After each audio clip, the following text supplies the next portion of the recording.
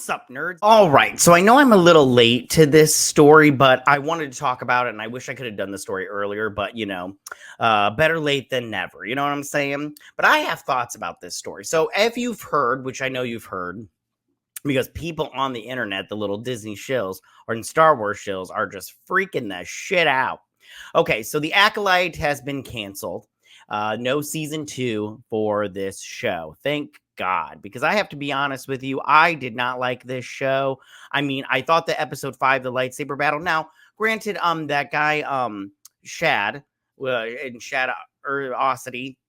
Sorry, I'm getting names all mixed up. I'm so horrible with names. He broke down the lightsaber fight in episode 5. But I was all like, you know what? When I first watched it, I thought it was cool. And when you break it down, yeah, you can see the holes, but at the same time, I just go, I can't help that I liked it when I first saw it. I thought it was a good lightsaber fight. But the show overall, the storyline for me just sucked. Now, and I didn't like it, but at the end of it, I was just like, whatever. So I want to talk to you about why this failed, okay? Now, I'll pull up the article just real quick for you. I'm not going to go through the article. It's from Deadline, my favorite. Now, they go through and they talk about certain things, but I want to go through a series of things of why did this fail? Why did this show fail? Okay. First thing is the ratings. Now, if you read this article, and if you're like me and you like to check out the Nielsen ratings, it talks about how when it first premiered, the first 2 episodes that came out, it premiered at number 7. Okay. And then the following week on episode 3, it went up to number 6. So 6 was the highest it ever got on the Nielsen ratings. And then the bottom dropped out. And after episode 3, which I think episode 3 was very controversial as for Star Wars fans, I think that the Disney shills liked it because they're just all like, yay, lesbian witches and everything. But our space witches. And so after episode 3, it never returned back to the Nielsen ratings. Okay. It only returned back to the Nielsen ratings after the finale. And it says it in this article too, but I knew this before it was in the article. But I know, humble brag, but it went to number 10. After 8 episodes, it only got back up to number 10. So the ratings for this show were not that great. And I know a lot of people want to be like, oh, it's hate and everything. But I just want to say, like, for people like myself, I didn't want to hate on the show because I honestly thought that Leslie Headland's pitch of Kill Bill meets Frozen, I didn't think was a bad pitch. I thought actually, I was like, you know what? That's actually a good idea. 2 sisters, one seeking revenge for I thought the murder of her sister. The problem with the show is they let everything out of the bag way too soon. Amanda Stenberg said she was playing twins in an interview, which I was like, that was a dumb idea. They revealed the twin situation way too early in the episodes. And then they marketed this very badly. It wasn't Frozen meets Kill Bill because it wasn't the bride on a noble quest of revenge. It was just some girl, like, I don't know. It was just weird. This show was badly written. Like, the writing on the show was just top-notch bad. So I thought that was good, but this whole time, and it gets me about these people. What do you mean these people? You know what I'm talking about, idiots. Is they've been telling us since day 1, if you don't like it, don't watch it. This isn't made for you. And it's like, okay, fine. I'm not going to watch it because it's not made for me. And then they're all like, bigots, you didn't watch it because it was a strong female woman of color. And you're all like, no, you said it wasn't made for me and I shouldn't watch it. So I'm not going to watch your fucking dumb show.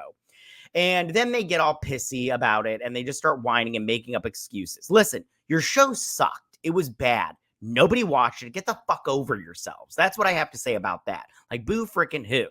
Which makes me go to social media and like places like Twitter and TikTok. This show can be viewed on all these other social media platforms. Like, you can watch it on Twitter. You can watch the big scene, like Plagueis. I knew about Plagueis before I watched the episode. Okay. And I was like, okay, fine. They put a little creepy Gollum character in there. Nobody freaking cares. People that aren't like, didn't read the books and everything or play games or whatnot. I have always thought that there are levels to fandom. And for me personally, watch the original trilogy all the time. Love the original trilogy. I even like the prequels. I know everybody's all like, nobody liked the prequels until the sequel trilogy came out. I'm like, that's not true. I've always liked the prequels. I've always thought there's bad things in the prequels. They're not perfect, but I did like the prequels. I really like episode 1. That one's my favorite out of the prequels. But anyways, besides the point. And I just really just like, it's so you can go to Twitter and you can watch all these clips. You can watch clips of what happened, that again. Also, episode 5, before I watched the episode, because it dropped while I was at work, because I work nights, so I would be at work and the clips would drop. Like, I saw the lightsaber fights. Like, I saw Jackie die before Jackie died. You know what I'm saying? So it's just like, you guys, and on TikTok, it's like, it's not that I'm saying like these things shouldn't happen, but maybe, Disney needs to be a little bit more harder on letting people let their clips being released. Maybe stop these and YouTube, some to a degree, stop these people from letting them get out your clips, and then maybe people have to go and watch it. Then we have to, and I think that, piracy does play a little bit of part into it. People don't go to Disney Plus to watch it. They go to Sail the High Seas and everything, which, I understand some people doing that. But at the same time, I'm just like, again, it just goes back to the whole, I get it. They're all like, you don't want to watch it, don't watch it kind of thing. All right. So then, but piracy does play it. But I don't think piracy plays a huge factor into it, because like me personally, I'm like, I just watched on Disney Plus because I was like, I cannot be bothered to pirate this. Like, I can't, I'm not going to take the time and effort it takes, because that's just too much. Like, I'll just sit in front of my TV and write notes down and stuff, because I don't care. Okay. So then we have to ask ourselves, is the audience expanding? Is the audience getting bigger? And the fact that the audience is not getting as big as Disney wants. They are making content for people that don't exist and in the fandom, and they're making content that is made for a certain type of fan that either doesn't exist or they're not coming over to your project. Okay. And Kathleen Kennedy really, stabbed herself in the foot when she was all like, we don't owe anything to the original fandom. And that's wrong, because you have to be honest with yourself. The fandom are straight men. This Star Wars has always been for little boys, and little girls can come along too. That's fine. But we have to be honest with ourselves. Little girls don't give a shit about spaceships and lightsabers. And case in point, I can only use myself as an example. I have 2 children. One's a boy, one's a girl. My son will play lightsabers all day. Neither one of them are really into Star Wars. I've tried. Maybe I'm a bad dad, but I've tried my hardest to get them into it. But they're just not into Star Wars. They want nothing to do with Star Wars. I've tried so hard. They like Baby Yoda, but they only like, plushies and little like trinkets of Baby Yoda. Like, hold on, I'll show you. They both, they're all like, he's so cute and everything. And they wanted a plushie. And then I bought them. We bought these little toys right here and everything. But after that, they want nothing to do with Star Wars. They're just like, I'm not interested in Star Wars. Like, I don't give a shit about Obi-Wan and his journey and everything. And I just go, okay, they don't want to watch Star Wars. But my son, he will lightsaber fight me all the time. I mean, my daughter will too, but my son more than her, So Star Wars has always been for straight males. And I don't mean all straight males. You guys are going to take everything out of context, but mostly for straight males. And we've been told, and this doesn't just go for white guys, but we've all been told male and pale equals stale. And it's like, maybe male and pale equals money, fuckers, and viewership. Because if Kathleen Kennedy would have stuck to pleasing the original Star Wars fandom, which were straight men mostly, and then made content off to the side for this new audience that they wanted to bring in, maybe it would have gotten more attention and would have been more, received better. And I just go, listen, you did this to yourself, Kathleen. You're a horrible producer. You're a horrible head of Lucasfilms, and you've run this shit into the ground. Like people like me, I'm not coming back. Like, I'll watch this stuff and I'll cover it. But like, for instance, and I'll say this and then I'll move on to the next thing that I wanted to say, but I used to buy Star Wars products every year I'd spend thousands of dollars on stuff. And I'm not just, I would buy action figures. I would buy stationery and pens, coffee mugs. I have like 15 Star Wars coffee mugs that as soon as I like get another coffee mug, it's going in the trash, or I'll just give it to somebody or put it in a garage sale or something like that. I don't need this shit. And it definitely doesn't need to be Star Wars. You know, they've lost me forever, you know, in terms of buying product. Shirts, I used to buy a ton of Star Wars shirts, and it's just she shot them in the foot, and Disney has no one to blame but themselves for hiring Kathleen Kennedy. I think she's done a horrible job. Now, the next thing I want to talk about is I saw people online saying that this was a win for toxic fandom. And I just want to say right now, hell yeah, it is. You can call me personally, you can call me toxic all day, every day. I don't give a shit. You've ruined Star Wars, and then you guys praise bad writing. The thing about this show is, and I didn't try to like talk mad shit about it. I gave it a chance. It sucks. The writing is terrible. The acting's fine. Acting is, I have nothing. The actors, they did fine. Amanda Sandberg, she came out here and was all like, me, Stone, Steve, Stone, fuck with no discuss and everything. And I'm all like, bitch, get the fuck out of my face. I don't need your shit. But me personally, I'm just like, this is terrible writing. The writing on this show is awful. It half the time it makes no sense. Half the time you're just like, why is creepy Gollum Plagueis in here? Like that, like it's so stupid. It's just bad. It's bad writing. And the people that defend it, I just don't get you. I just don't get you, like, at all, in any way, shape, or form. So is this a win for toxic fandom? Yes, it's a win. I count this as a win. I want Kathleen Kennedy gone. I want her. And the fact that she didn't show up to D23, the Star Wars panel or the Star Wars section, says a lot. The only time she showed up was to give Harrison Ford his, like, you know, Disney Gold Achievement Award or some crap like that. Like anybody gives a shit about that. But that's the only time she showed up. And I think she got a couple of boos, which good. I wish she would have showed up and just got booed to off stage. But, you know, what are you going to do? Kathleen Kennedy is the devil. All right. And then I saw some people bitching and moaning because ratings wise, Andor season 2 did not do well in terms of ratings and viewership.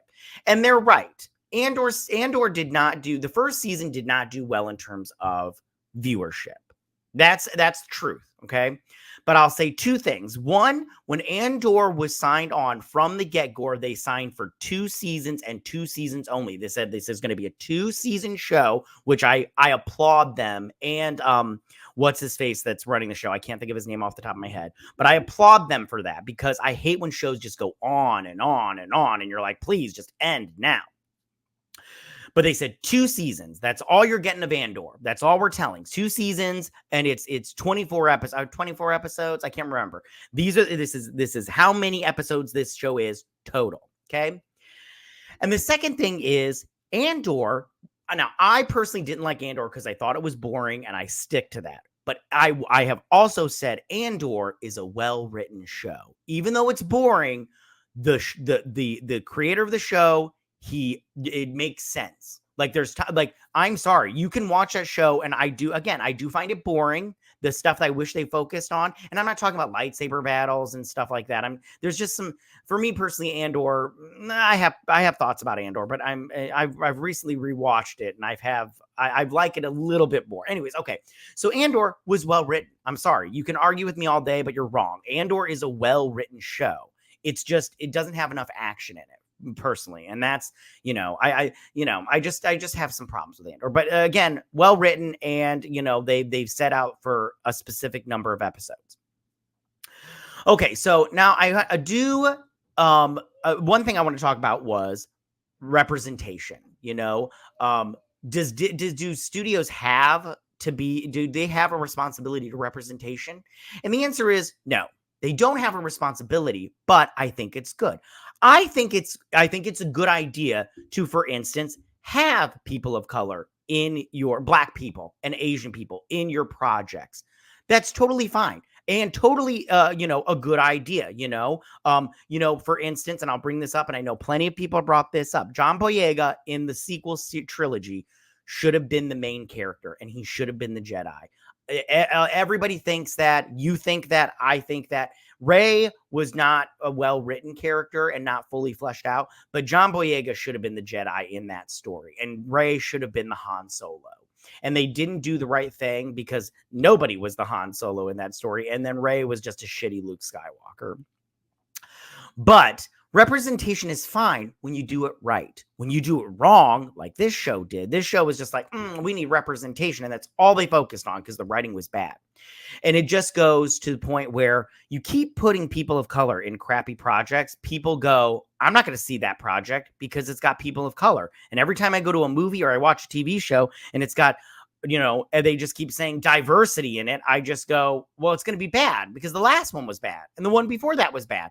And the two before that was bad. Why would I watch another bad show? And then you don't get the viewership that you wanted because you keep making crap projects and then touting the diversity in it. And people go, okay, they're just touting diversity, but it's going to be bad because they're all bad.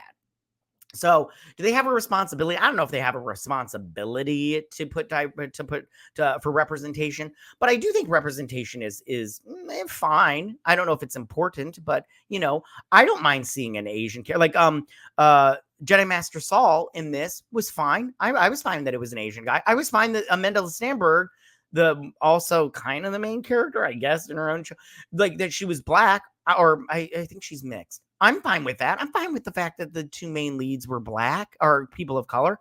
I don't care. The thing is, again, I'll say it again, and then I'll get off this part, but it's just stupid because you guys have wrote a shitty project.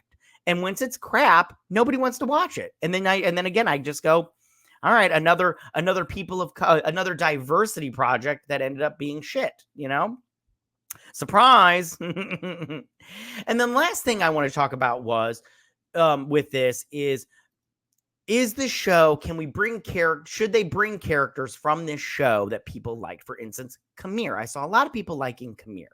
Now, I didn't like Kamir, but that's just me.